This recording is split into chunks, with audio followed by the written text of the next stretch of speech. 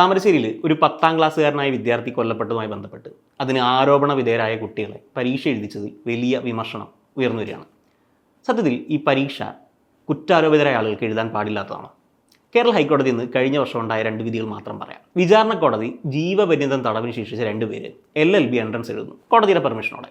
ഇങ്ങനെ LLB entrance എഴുതിയതിനു ശേഷം അവർക്ക് ക്ലാസ് അറ്റൻഡ് ചെയ്യുന്നതുമായി ബന്ധപ്പെട്ട് കോടതിയിൽ കേസ് വന്നു. കാരണം ക്ലാസ് അറ്റൻഡ് ചെയ്യാതെ അവർക്ക് പരീക്ഷ എഴുതാനോ കോഴ്സ് മുന്നോട്ട് കൊണ്ടുപോകാനോ പറ്റില്ല. കോടതി പറഞ്ഞത് അവർക്ക് ഓൺലൈനായിട്ട് ക്ലാസ് അറ്റൻഡ് ചെയ്യാനാണ്. കോടതി ഒരു കാര്യം കൂടി പറഞ്ഞു, ഒരു പ്രിസണർ ജയിലിൽ പ്രവേശിക്കുന്നതോടെ അയാളുടെ മനുഷ്യാവകാശങ്ങളൊന്നും ഇല്ലാതാവുന്നില്ല. അയാൾക്ക് പഠിക്കാം, അയാൾ ഓൺലൈനായിട്ട് പരീക്ഷ എഴുതാം, അയാൾക്ക് ഓൺലൈനായിട്ട് ക്ലാസ്സിൽ അപ്പിയർ ചെയ്യാം, അതുമായി ബന്ധപ്പെട്ട് കോഴ്സുമായി ബന്ധപ്പെട്ട് മുന്നോട്ട് വന്നത്. അങ്ങനെ ഇരിക്കെയാണ് ഇവിടെ കുറ്റാരോപിതരായ കുട്ടികളുടെ വിഷയത്തിൽ പരീക്ഷ എഴുതാൻ അവകാശമില്ലെന്ന് പറയുന്നത്. ഇവിടെ കുറ്റാരോപിതരായ കുട്ടികളുമായി ബന്ധപ്പെട്ട് എന്ത് നിയമമാണ് നിലനിൽക്കുന്നത് നോക്കാം. 2015 juvenile justice care and protection act അനുസരിച്ച് ഒരു കുട്ടി കുറ്റകൃത്യം ചെയ്തു എന്ന ആരോപണം വന്ന ആ കുട്ടിയെ വിളിക്കുക നിയമവുമായി സമരസപ്പെടാത്ത കുട്ടിയെന്നാണ്. ഇങ്ങനെ നിയമവുമായി സമരസപ്പെടാത്ത ഒരു കുട്ടി ഒരു കുറ്റകൃത്യം ചെയ്ത ആ കുറ്റകൃത്യങ്ങളെ 3ആയിട്ട് തരംതിരിച്ചിട്ടുണ്ട്. 3 വർഷം വരെ തടവ് ലഭിക്കാവുന്ന കുറ്റകൃത്യങ്ങളെ പെറ്റി ഒഫൻസുകൾ, 3 വർഷം മുതൽ 7 വർഷം വരെ തടവ് ലഭിക്കാവുന്നവയെ സീരിയസ് ഒഫൻസുകൾ, 7 വർഷം തൊട്ട് മുകളിലോട്ട് ശിക്ഷ ലഭിക്കാവുന്ന ഒഫൻസുകളെ ഹീനിയസ് ഒഫൻസുകൾ വിളിക്കുന്നു. ഈ കുറ്റകൃത്യങ്ങളിൽ പെറ്റി ഒഫൻസുകളും സീരിയസ് ഒഫൻസുകളും പോലീസ് സ്റ്റേഷനിൽ FIR രജിസ്റ്റർ ചെയ്യാൻ പാടില്ല. മാത്രമല്ല ഹീനിയസ് ആയ ഒഫൻസിൽ മാത്രമേ FIR രജിസ്റ്റർ ചെയ്യാൻ പാടുള്ളൂ. ഇങ്ങനെ FIR രജിസ്റ്റർ ചെയ്താൽ തന്നെ അത് റിപ്പോർട്ട് ചെയ്യേണ്ട സംവിധാനം ഒരു മജിസ്ട്രേറ്റ് കോടതിയല്ല. ഒരു മജിസ്ട്രേറ്റും സാമൂഹ്യ പ്രവർത്തകരും സൈക്കോളജിസ്റ്റൊക്കെ ഉൾപ്പെടുന്ന ഒരു ജുവനൈൽ ജസ്റ്റിസ് ബോർഡ് എന്ന് വിളിക്കുന്ന സംവിധാനത്തിലാണ് ഇത് റിപ്പോർട്ട് ചെയ്യേണ്ടത്. കുട്ടികൾ ഹാജരാക്കേണ്ടത് അവിടെയാണ്.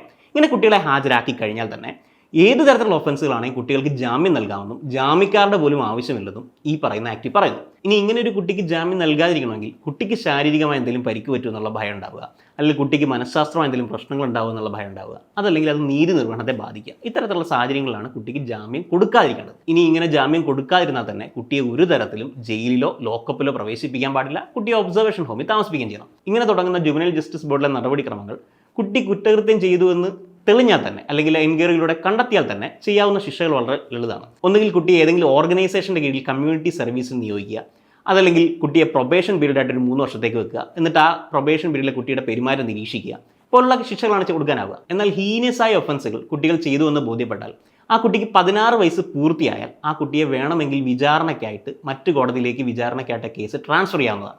ഇവിടെ ഈ കേസിൻ്റെ വിചാരണ തുടങ്ങിയിട്ടില്ല, ഈ കേസിൻ്റെ എൻക്വയറി തുടങ്ങുന്നേ ഉള്ളൂ.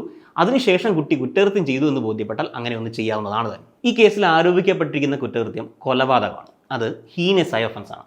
ഇത്തരത്തിൽ ഈ കുറ്റകൃത്യം കുട്ടികൾ ചെയ്തു എന്ന് എൻക്വയറി കണ്ടെത്തി കഴിഞ്ഞാൽ ഈ കേസ് മറ്റു വിചാരണയ്ക്കായിട്ട് മറ്റു വിചാരണ കോടതിയിലേക്ക് ട്രാൻസ്ഫർ ചെയ്യാവുന്നതാണ്, കുട്ടികളെ ശിക്ഷിക്കാവുന്നതാണ്. പക്ഷേ നിലവിൽ ഈ കേസിൻ്റെ സാഹചര്യം ഈ കേസിൻ്റെ എൻക്വയറി പോലും സ്റ്റാർട്ട് ചെയ്തിട്ടില്ല. ജുവനൈൽ ജസ്റ്റിസ് ബോർഡിൽ നിന്ന് അവരെ ഒബ്സർവേഷൻ ഹോമിലേക്ക് മാറ്റിയിട്ടുള്ളൂ.